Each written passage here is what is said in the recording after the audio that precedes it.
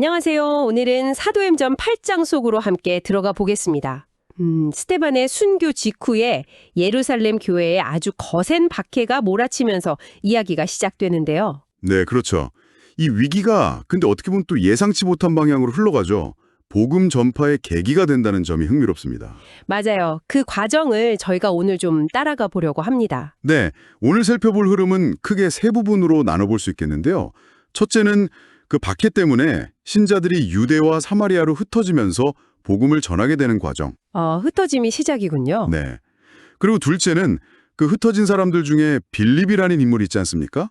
이 빌립이 사마리아에서 일으킨 놀라운 일들, 그리고 마술사 시몬과의 만남.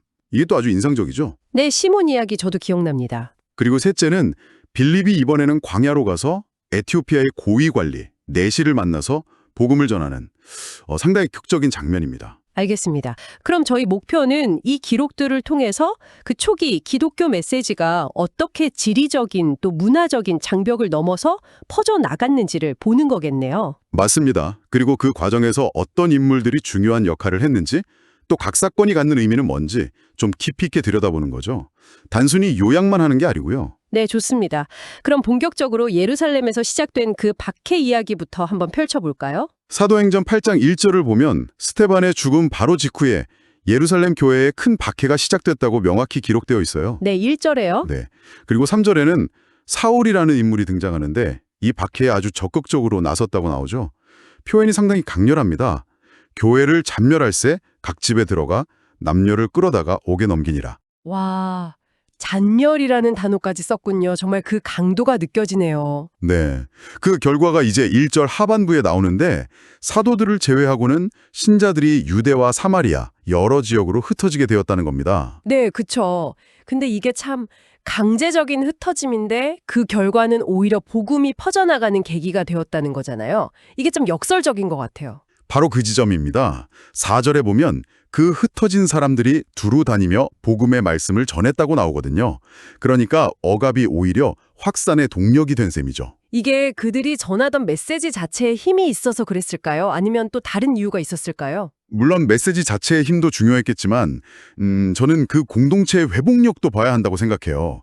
박해는 분명 끔찍한 고통이었을 텐데 그걸 이겨내고 가는 곳마다 말씀을 전했다는 거니까요. 아, 그렇군요. 2절에 보면 경건한 사람들이 스테반을 장사하면서 크게 울었다는 기록이 나오는데 이것도 박해 속에서도 공동체가 무너지지 않고 있었다는 걸 보여주는 단서가 될 수 있겠죠. 네, 슬픔 속에서도 신앙 공동체는 유지되고 있었다. 그런 의미군요. 네. 자, 그럼 그 흩어진 사람들 중 한 명, 빌립의 이야기로 넘어가 볼까요? 네, 빌립. 이 인물이 사마리아 성으로 갔다고요? 네, 5절입니다. 사마리아 성에 내려가서 그리스도를 전파했다고 나오는데 여기서 반응이 정말 대단했습니다. 어땠는데요? 6절과 7절을 보면 사람들이 빌립의 말을 듣고 또 그가 행하는 표적들, 예를 들면 더러운 귀신들이 막 소리 지르면서 나가고 중풍병자나 못 걷는 사람들이 낫는 걸 보고는 한마음으로 그를 따랐다고 해요. 와, 표적들이 나타났군요. 사람들이 눈으로 직접 보니까 더 강력하게 받아들였겠네요. 도시 전체가 들썩였다고 볼 수 있겠죠. 그런데 그 성에는 원래 좀 유명한 사람이 있지 않았나요? 아, 맞습니다. 바로 시몬이라는 마술사죠. 9절에 등장하는데 이 사람이 오랫동안 마술로 사마리아 사람들을 놀라게 하면서 스스로 큰 자라고 칭했다고 해요. 스스로 큰 자라고요? 네, 심지어 10절, 11절을 보면 낮은 사람부터 높은 사람까지 다 그를 따르면서 이 사람은 크다 일컫는 하나님의 능력이다 이렇게 생각할 정도였다고 하니 그 영향력이 대단했던 거죠. 거의 신적인 존재처럼 여겨졌군요. 네, 사마리아 사회에서는 아주 깊이 뿌리 내린 인물이었던 것 같습니다. 그런데 빌립이 나타나서 그 판을 뒤흔든 거죠. 그렇죠. 빌립이 전하는 하나님 나라와 예수 그리스도의 이름에 관한 복음을 듣고 사람들이 믿고 세례를 받기 시작했다고 12절에 나오니까요. 네, 근데 여기서 진짜 놀라운 반전은 13절에 나오는데 바로 그 마술사 시몬 자신도 믿고 세례를 받았다는 사실입니다. 맞아요. 시몬도 믿었다고요? 네, 심지어 세례받은 후에 빌립을 따라다니면서 그가 행하는 표적과 큰 능력을 보고 놀랐다고 기록되어 있어요. 겉보기에는 정말 극적인 변화처럼 보이죠? 와, 이게 진짜 믿음이었을까요? 아니면 그냥 빌립의 능력에 대한 경외심 같은 거였을까요? 그게 바로 핵심 질문입니다. 이 소식이 예루살렘에 있는 사도들에게까지 전해지니까 베드로와 요한이 사마리아로 파견됩니다. 14절 내용이죠. 아, 본부에서 지원팀이 온 거네요. 그렇죠.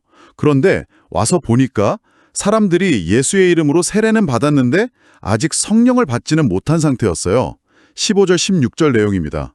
성령 체험이 아직 없었던 거죠. 세례와 성령 받음이 별개일 수 있군요. 네, 이 경우에는 그랬습니다. 그래서 베드로와 요한 두 사도가 그들을 위해 안수하며 기도하니까 그들이 성령을 받게 됩니다. 17절이죠. 아, 바로 이 장면에서 시몬이 문제를 일으키는 거군요. 맞습니다. 시몬이 사도들이 안수하니까 성령이 임하는 걸 딱 보고는 돈을 내밀면서 말하죠. 18절, 19절입니다.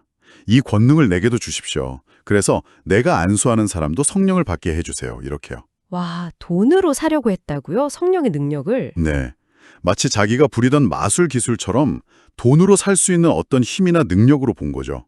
성령의 본질에 대해서 완전히 오해한 겁니다. 이건 정말 심각한 오해인데요. 베드로는 어떻게 반응했나요? 베드로의 반응은 아주 단호했습니다. 20절부터 23절까지 쭉 나오는데요. 네가 하나님의 선물을 돈 주고 살 줄로 생각했으니 너는 네 돈과 함께 망할 것이다. 하나님 앞에서 네 마음이 바르지 못하니 이 도에는 네가 상관할 바가 없다. 너의 이 악함을 회개하고 주께 기도해라. 혹시 마음에 품은 것을 용서받을 수도 있을 것이다. 내가 보니 너는 악독이 가득하고 불의에 꽉 매여 있구나. 와, 정말 강력하게 책망했네요.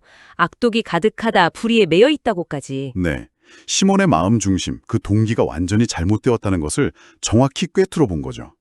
여기서 그 유명한 시몬이, 즉 성직이나 영적인 것을 돈으로 사려는 행위를 뜻하는 말이 유래된 겁니다. 아, 이 사건에서 그 단어가 나왔군요. 참된 신앙과 그냥 능력만 추구하는 것 사이의 차이를 너무나 명확하게 보여주네요. 그렇죠. 아주 극명한 대조를 이루는 사건입니다. 그럼 시몬은 어떻게 됐나요? 베드로의 말을 듣고 시몬은 두려움을 느꼈던 것 같아요. 24절을 보면 나를 위해 주께 기도해서 당신들이 말한 것이 하나도 내게 임하지 않게 해주십시오. 라고 부탁합니다. 이게 진짜 회개였을까요? 아니면 그냥 벌 받을까 봐 무서워서 그런 걸까요? 글쎄요, 본문만으로는 명확히 알기 어렵습니다. 하지만 그의 이야기는 여기서 일단락되고 베드로와 요한은 사마리아의 다른 여러 마을에서도 복음을 전한 뒤에 예루살렘으로 돌아갑니다. 25절이죠. 네. 사마리아에서의 큰 부흥과 시몬과의 갈등, 정말 파란만장했네요. 그런데 이야기가 다시 빌립에게로 돌아가죠? 네, 맞습니다. 다시 빌립에게 초점이 맞춰지는데 이번에는 상황이 완전히 달라져요. 어떻게 달라지나요? 주의 사자가 빌립에게 나타나서 지시를 내립니다. 26절인데요. 일어나서 남쪽으로 가라. 예루살렘에서 가사로 내려가는 길로 가라고 하는데 중요한 건 그 길이 광야였다는 겁니다. 광야요? 아니, 방금 전까지 사마리아 성에서 수많은 사람들에게 둘러싸여 있었는데 갑자기 인적 드문 광야로 가라고요? 이 대비가 엄청나네요. 뭘 의미하는 걸까요? 그게요. 빌립의 사역이 단지 군중의 반응이나 눈에 보이는 성공에만 매달리는 게 아니라는 걸 보여주는 것 같아요. 하나님의 인도하심은 때로는 우리의 예상과 전혀 다른 방향으로 이끌 수 있다는 거죠. 아, 그런 의미가 있을 수 있겠군요. 빌립은 그 지시에 순종해서 광야길로 갔습니다. 그리고 거기서 한 사람을 만나게 되죠. 27절입니다.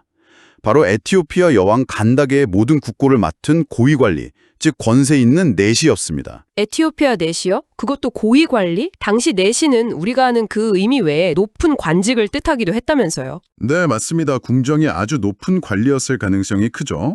근데 더 흥미로운 건 이 사람이 이방인이자 아프리카의 고위 관리인데 예루살렘에 예배하러 왔다가 돌아가는 길이었다는 거예요. 그것도 수레 위에서 히브리어 성경, 구체적으로는 이사야서를 읽고 있었다는 거죠. 28절에 나옵니다. 와, 정말 특별한 만남이네요. 배경도 그렇고 그가 성경을 읽고 있었다는 사실도요. 뭔가 깊은 영적인 갈망이 있었던 사람 같아요. 저도 그렇게 생각합니다. 바로 그때 29절인데요. 성령이 빌립에게 또 말씀하십니다. 이 수레로 가까이 나아가라. 네. 그래서 빌립이 달려가서 그 내시가 읽는 소리를 듣고 바로 묻죠. 30절에요. 읽는 것을 깨닫느냐? 아주 직접적이면서도 핵심을 찌르는 질문 같아요. 네, 그렇죠. 근데 내시의 대답이 참 인상적입니다.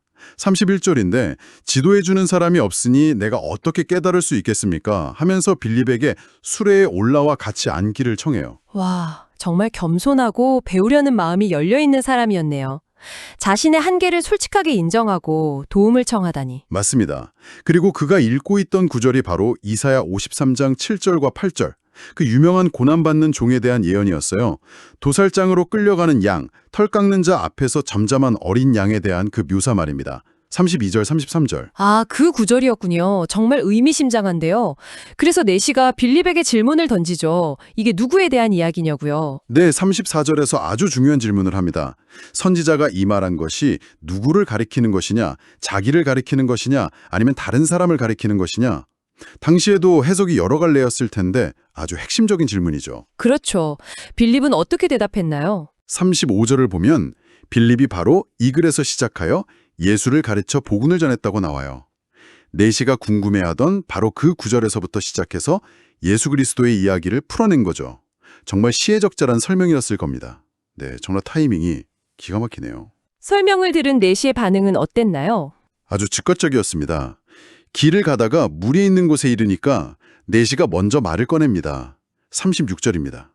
보십시오. 물이 있습니다. 내가 세례를 받는데 무슨 거리낌이 있겠습니까? 와, 망설임이 없네요. 빌립의 설명을 듣고 바로 믿음으로 반응한 거군요. 네, 이사야서의 그 고난받는 종이 바로 예수 그리스도라는 것을 받아들이고 그분을 구주로 영접한 것이죠. 그래서 38절을 보면 빌립과 내시가 함께 물에 내려가 세례를 받습니다. 감동적인 장면이네요. 그런데 그 직후에 또 놀라운 일이 벌어지죠. 맞습니다. 39절인데요. 둘이 물에서 올라오자마자 주의 영이 빌립을 다른 곳으로 이끌어 가셨다고 기록되어 있어요. 그래서 내시는 빌립을 다시 보지 못하게 됩니다. 갑자기 빌립이 사라진 건가요? 그럼 내시는? 당황했을 법도 한데 기록은 오히려 내시가 기쁘게 길을 갔다고 말합니다. 39절. 빌립이라는 안내자를 통해서 그토록 찾던 진리를 발견했으니 그 기쁨이 얼마나 컸겠습니까? 아, 그렇군요. 안내자는 사라졌지만 진리를 얻었으니 기뻐하며 자기 길을 갔다. 그렇죠. 이 만남이 한 개인의 삶을 바꿨을 뿐 아니라 어쩌면 복음이 아프리카 대륙으로 전파되는 아주 중요한 계기가 되었을 수도 있죠. 한편 사라졌던 빌립은 아소도라는 다른 지역에 나타나서 여러 성을 다니며 계속 복음을 전하다가 가이사랴라는 도시에 이르게 됩니다. 40절. 정말 그의 여정은 예측 불가능하네요. 네, 정말 그렇습니다. 자, 오늘 저희는 사도행전 8장을 통해서 박해라는 위기가 오히려 복음 확산의 어떤 동력이 되고 또 빌립이라는 인물을 통해서 사마리아 땅 그리고 더 나아가 아프리카 고위 관리에게까지 그 메시지가 전파되는 아주 역동적인 과정을 살펴봤습니다. 네. 특히 그 마술사 시몬의 이야기는 네. 영적인 능력을 소유하려는 세속적인 욕망과 참된 믿음 사이에 어떤 근본적인 차이가 있는지를 아주 극명하게 보여줬죠. 돈으로 하나님의 성물을 사려 했던 그 모습은 오늘 우리에게도 여전히 생각해 볼 거리를 던져주는 것 같습니다. 그렇죠.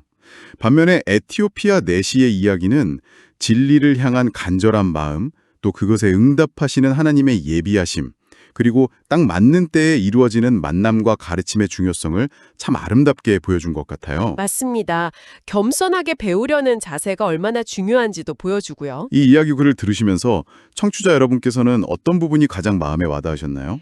혹시 어려운 상황 속에서도 퍼져나간 그 메시지의 끈질긴 생명력인가요? 아니면 예상치 못한 장소와 사람에게로 인도하시는 그 손길, 그리고 거기에 순종하는 빌립의 발걸음인가요?